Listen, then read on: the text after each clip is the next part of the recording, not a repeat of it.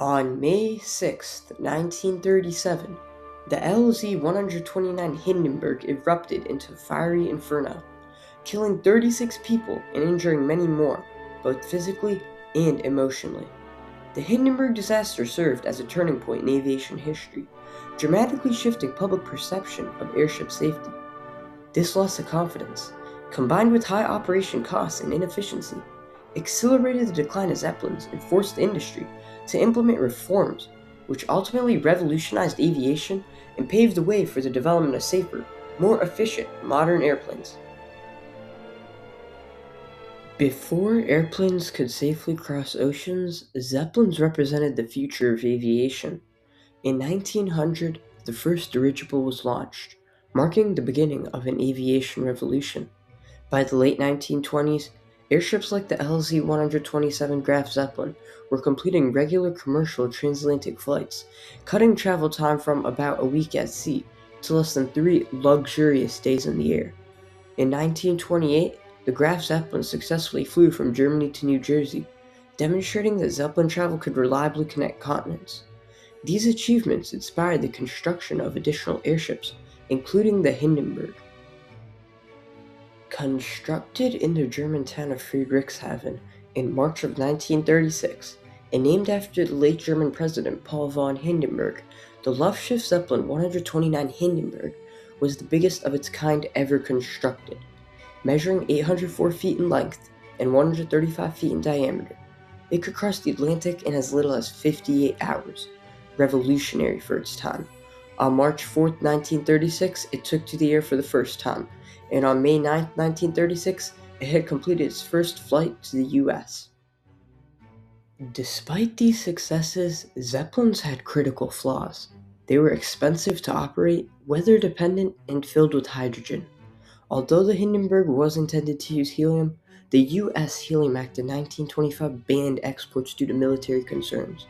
Earlier disasters, like the 1933 USS Akron crash, had already exposed the dangers of lighter-than-air travel. Yet, despite these risks, the public continued to fly, desiring the elegance and fashion of Zeppelin travel.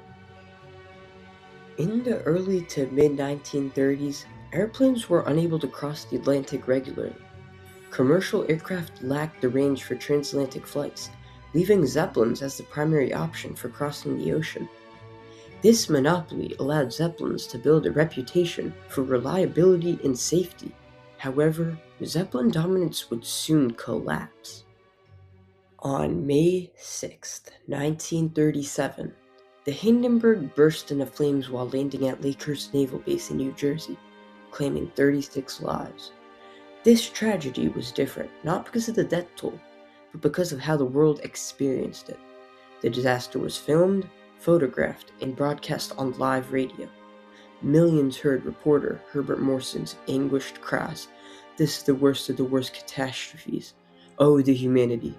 For the first time, the public witnessed an aviation disaster in real time, immediately signaling the end of the Zeppelin era. Soon after, the public demanded answers. German and American investigators launched inquiries, but couldn't agree on the cause. Sabotage had always been a threat to the Hindenburg, and public speculation favored this theory. However, both German and American investigators dismissed sabotage, instead suggesting that either a spark ignited leaking hydrogen or electrically charged particles in the atmosphere triggered the fire. The crash shattered public confidence in lighter-than-air travel, leaving a deep emotional scar on those who witnessed friends and family lost in the flames. In the days following, President Franklin Roosevelt sent letters of sympathy to the victims' families and to German Chancellor Adolf Hitler. But as the world mourned, the Soviet Union seized the moment, portraying the tragedy as a failure of capitalism in an effort to sway international opinion against the West. Since the Helium Act in 1925, Zeppelins had been forced to rely on hydrogen despite its extreme flammability and risk. This danger led Texas Representative Fritz Lanham to urge Congress, stating, "If that dirigible had been inflated with helium, there'd be no such catastrophe." Others shared this concern, including Hugo Eckener, a key figure in Zeppelin development, who advocated for resuming helium exports. President Roosevelt also indicated willingness to supply Germany with helium for the LZ-130. However, following the Third Reich's Anschluss of Austria, Secretary of the Interior Harold Ickes maintained the ban and refused to restore exports. Germany attempted to preserve its airship industry, but ultimately failed to reform it. Public distrust grew, and the Third Reich's expansionist goals further doomed the Zeppelin program. Critics blamed the Nazis for the continued use of hydrogen, the reliance on airships for propaganda, and weak construction standards. Ralph H. Upson, who oversaw dirigible construction during World War I, argued, "The problem is primarily one of construction. Any minor accident might have caused the disaster." Before the Hindenburg disaster, tickets cost about $400, which is equivalent to more than $9,000 today, and flights were often fully booked. But demand collapsed afterward, as airships came to be seen as unsafe. Design choices, such as including a smoking room aboard a hydrogen-filled craft, were also questioned.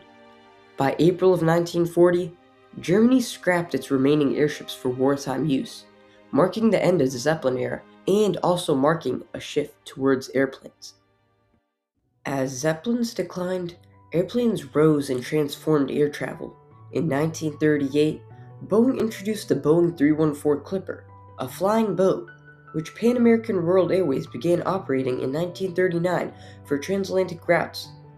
During World War II, aviation advanced further, leading to the Douglas DC-4 in 1942. After the war, Pan Am used it in 1946, expanding international flights. That same year, the Lockheed Constellation entered service with Trans World Airlines, strengthening fast, reliable transatlantic travel and accelerating aviation's revolution.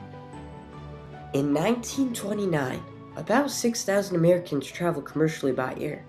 Most long-distance travel was still by car or train. But by 1938, just 1 year after the Hindenburg disaster, 1.2 million Americans were flying, fueled by advancements in aircraft technology and infrastructure, but also as well as the disaster's influence on public attitudes towards airships. This aviation revolution continued well into the post-war era. In 1955, for the first time, air travel surpassed rail travel among Americans. By 1957, faster and more reliable piston-engine airliners, including the Douglas DC-4, DC-6, DC-7, and Lockheed L-1049 Super Constellation, had largely replaced ocean liners for transatlantic travel. The aviation revolution accelerated on October 26, 1958, when 122 passengers boarded Pan Am's first Boeing 707 flight from New York to Paris, marking the beginning of the jet age. Within a few years, airlines worldwide adopted the 707. The 707 enabled jets to rapidly replace piston-engine airliners, fundamentally reshaping air travel. Since 1958, more than 50,000 jets have been built, carrying over 2 billion passengers. The Hindenburg disaster stands as a pivotal moment in aviation history. Its fiery destruction, as well as its tragic loss of life, didn't just merely shock the world, but also instantly shifted public opinion against airships, exposing their dangers and limitations. In the aftermath, confidence in Zeppelins collapsed, forcing the aviation industry to abandon airships and invest in a safer future. That future was the airplane. As governments and engineers redirected their focus, rapid advancements in airplane design, safety standards, and commercial flight followed. What began as a catastrophe ultimately accelerated a revolution, ushering in the era of modern air travel and redefining how the world connects across continents. Oh, 400 or 500 feet into the sky, and it's a terrific crash, ladies and gentlemen. The smoke and the flames now, and the frame is crashing to the ground, not quite to the mooring mast. All the humanity and all the passengers.